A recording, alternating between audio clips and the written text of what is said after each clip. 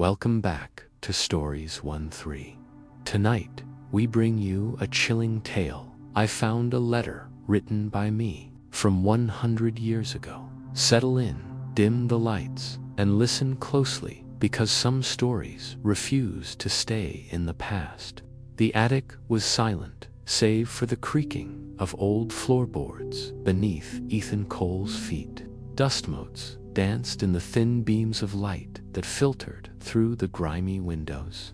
Ethan's eyes swept across the cluttered space, landing on a weathered box tucked away in a shadowy corner.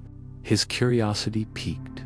Ethan made his way over to the box, carefully stepping around piles of forgotten belongings. As he knelt beside it, a chill ran down his spine. Something about this box felt different. With trembling hands, Ethan lifted the lid. Inside, nestled among faded photographs and trinkets, lay a yellowed envelope. His breath caught in his throat as he saw the date scrawled across the front.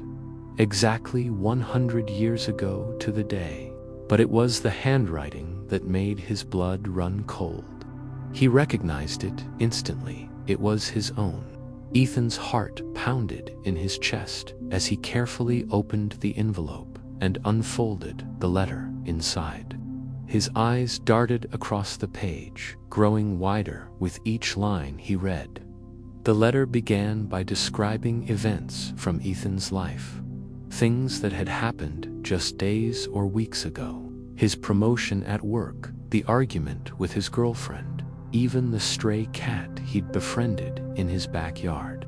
Details so specific, so personal, that no one else could possibly know them.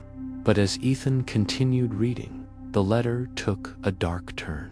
It began to speak of things that hadn't happened yet. A surprise visit from his estranged brother, a chance encounter with an old friend at the grocery store, and then a warning. 3 days from now, the letter said, something terrible would happen, something that would change Ethan's life forever. Ethan's hands shook as he read and reread the letter, his mind racing. This had to be some kind of elaborate prank, right? But deep down, he knew it wasn't. The handwriting was unmistakably his own, down to the slight slant of his G's and the way he crossed his T's. Obsessed, Ethan spent the next hours analyzing every aspect of the letter.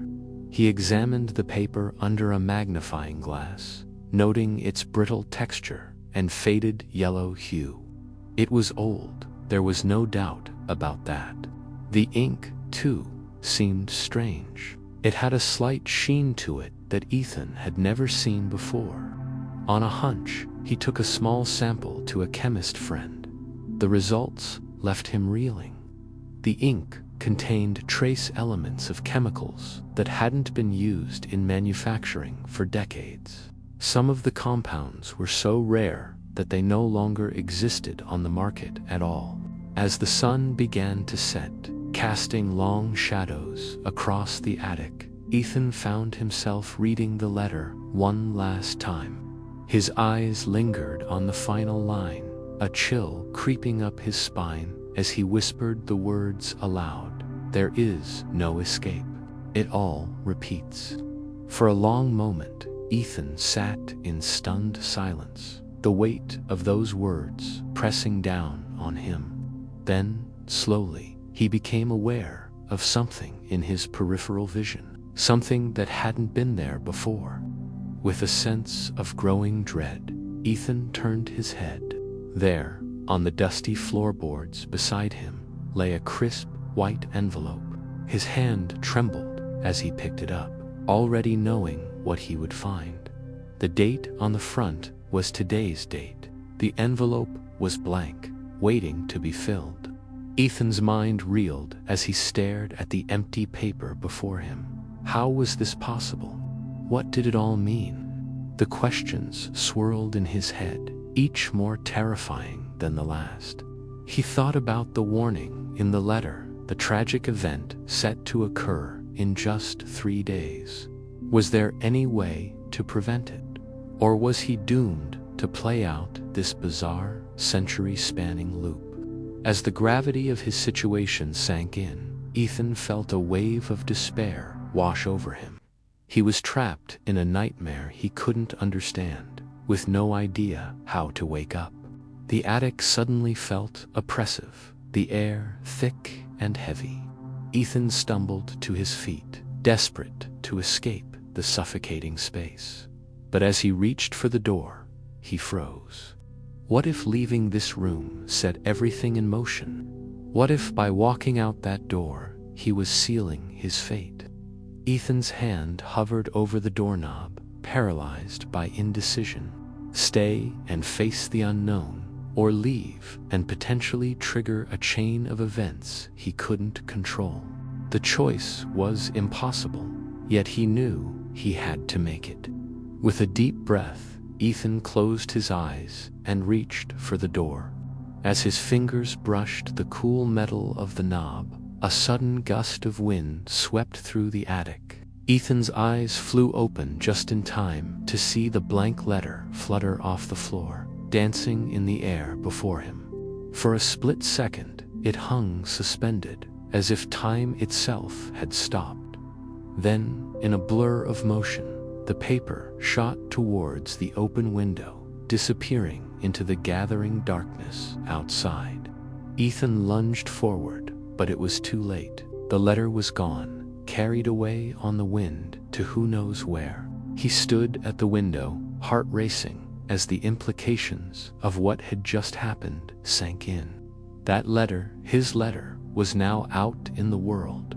Would it find its way to another attic, another box, another unsuspecting person? Was this how the cycle began anew? As Ethan stared out into the night, a bone-deep weariness settled over him. He realized now that he had never really had a choice. The wheels had been set in motion long before he'd ever stepped foot in this attic. With heavy steps, Ethan made his way back to the box. He carefully placed the 100-year-old letter back inside, closing the lid with a sense of finality. Whatever was coming, he would face it. As he turned to leave the attic, Ethan caught a glimpse of his reflection in the dusty mirror propped against the wall. For a moment, he could have sworn he saw something else, a flicker of movement, a face that wasn't quite his own. But when he looked again, it was gone, just his own tired eyes staring back at him. Ethan shook his head, trying to clear the cobwebs from his mind. He had 3 days until the event the letter had warned about. 3 days to try and change his fate, or to accept it.